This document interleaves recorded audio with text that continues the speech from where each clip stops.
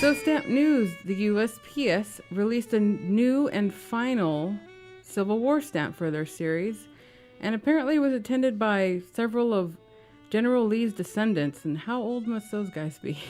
Well, they could be toddlers. Yeah. As long as they're descendants. Yeah. So it's commemorating the Battle of Five Forks, and we have a Civil War enthusiast with us, Cash. So what can you tell us about that? Why is it so important? Well, I like the stamps, but there are some interesting stories about them. Like the Battle of Five Forks was at the very end of the Civil War. It was as General Lee basically knew that he had lost, and he was trying to get as quick as possible to the Carolinas. And the Battle of Five Forks was they were fighting in front of a bridge.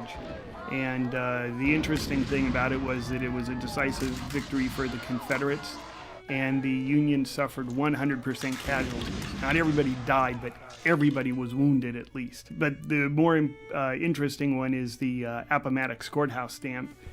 First of all, they really cleaned up President Grant so that he looks really nice and spiffy. He had been riding hard and wasn't in nearly as good attire as General Lee, who purposely had a new suit, a new coat, had a ceremonial sword that he was awarded it.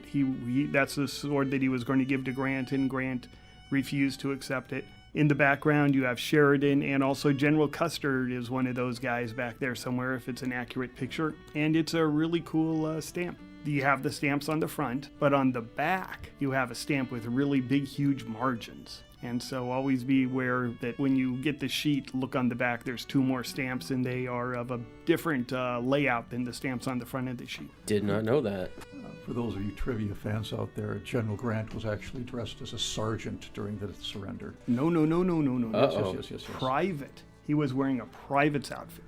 Proof is left to the student. Well, it's right there in the picture. Can't you tell? Oh yeah. Yeah, he's dressed as a general. No, he had a private's uniform, and then he put his epaulets on his shoulders for it. And why did he refuse the sword? I'm curious. Oh, because he was a classy guy. Yeah. So if you want to share your thoughts online, they're actually using the hashtag Civil War 150. So you can give your take on this new issue.